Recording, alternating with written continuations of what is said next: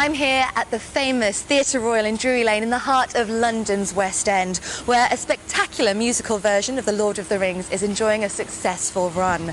The score was written by Indian composer A.R.Rahman, whose unique blend of Asian culture with rock and Western classical styles has created a bit of a storm in Bollywood, and he's about to make his mark in Hollywood. He's virtually unknown in Europe and the US, but he's sold more albums than the Beatles and is worshipped throughout much of Asia, where he's known as the Mozart of Madras. Who are you? Walter Raleigh. Wow. Now A.R.Rahman has added a Hollywood film score to his vast repertoire of movie music. A great soundtrack is like Laura's theme and Love Story theme and Chariots of Fire and all those things, where it stood by itself. Now it's becoming too abstract and more ambient and more, I don't know, soundscape-ish more than a melody. People are afraid of melody. People are afraid, oh, that melody is distracting my scene.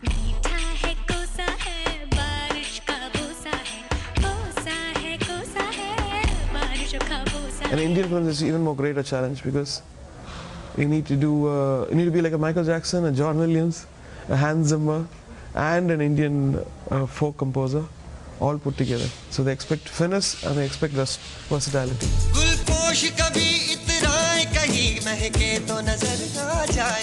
There used to be a time where the director and the composer used to work together, and they would develop themes, and then the director would shoot a scene.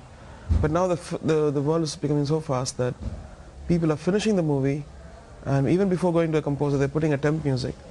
And that temp music gets stuck on because people start loving it. And when it goes to a composer, he can't do his own stuff because they're so preset with the temp music. As well as writing songs and scores, Rahman has a good voice and has featured in many Bollywood films singing the songs, which are mimed by the acting superstars. He recently completed a sellout tour of the US, performing highlights from his songbook to devoted fans. Director Shekhar Kapoor recruited Rahman and fellow composer Craig Armstrong to provide the score for Cate Blanchett's sequel to Elizabeth, The Golden Age, which premieres at Toronto Film Festival next month. Here are two totally different cultures. Totally, completely.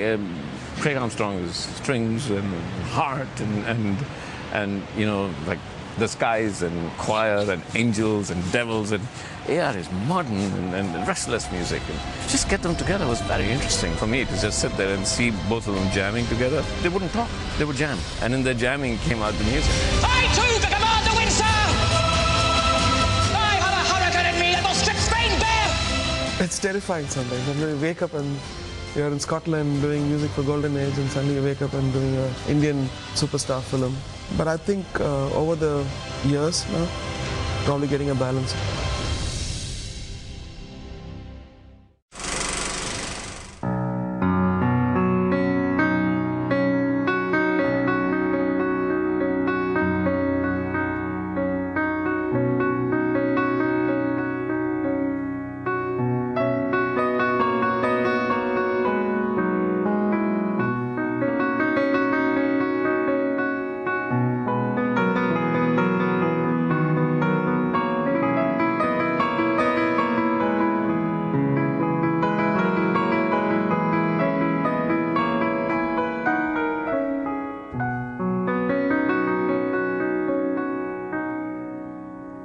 From Vivaldi to Verdi, Scarlatti to Puccini, they've heard an abundance of classical composers here at the Italian Cultural Institute in London.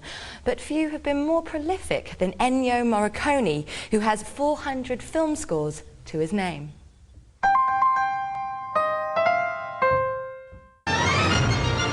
The score for The Untouchables, one of 5 Oscar-nominated works by Ennio Morricone, provides a perfect example of the composer's art, ranging from majestic themes to tense, pulsating musical moments underscoring dramatic tension.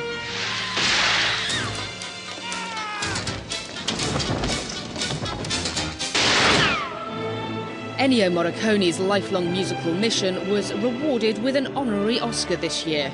And next week, he'll be revered at the Venice Film Festival for his unforgettable work on westerns with Italian director Sergio Leone.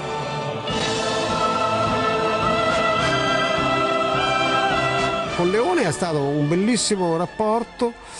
Lui aveva ascoltato delle musiche per 2 film western che gli avevo fatto, gli erano piaciute e mi ha chiamato. Io ho lavorato con lui pensando a fare un lavoro come in tanti altri film. Naturalmente a lui gli era piaciuto un arrangiamento che gli avevo fatto in un lavoro precedente e mi ha aiutato a riferirmi a quell'arrangiamento che io avevo fatto. E quindi questo mi ha aiutato e ha dato a questa mia creazione di qualche tempo prima, ha dato una spinta alla creazione delle musiche per il film Il Pugno di Donne.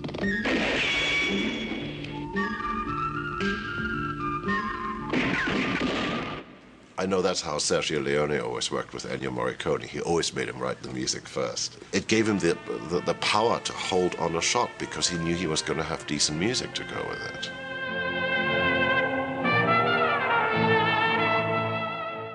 Comunque gli dovrei raccomandare di fare pratica in tutti i generi della musica, tutti, il rock, il pop, l'esotico, fare esperienza, perché nel cinema servono dei compositori che abbiano assolutamente pratica di tutto quello che c'è da fare, tutto quello che è possibile.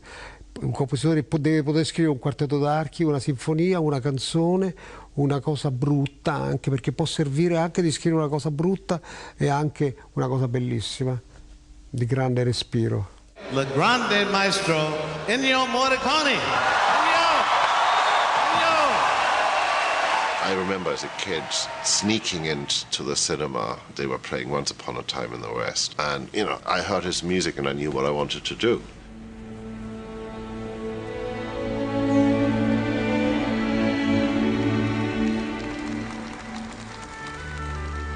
The inventiveness is so tremendous. There's just a musicality that, you know, just a God-given gift that he has, which just makes him, you know, in my opinion, better than anybody else. Quando un compositore mi dice cosa devo fare, io qualche volta dico lascia andare e abbandona la professione, perché mette a scrivere musica assoluta e lascia stare la musica del cinema, perché ti può dare delle delusioni gravissime, perché se un compositore del cinema che vuol fare il cinema, un vero compositore, non lo chiama nessuno, il compositore non esiste.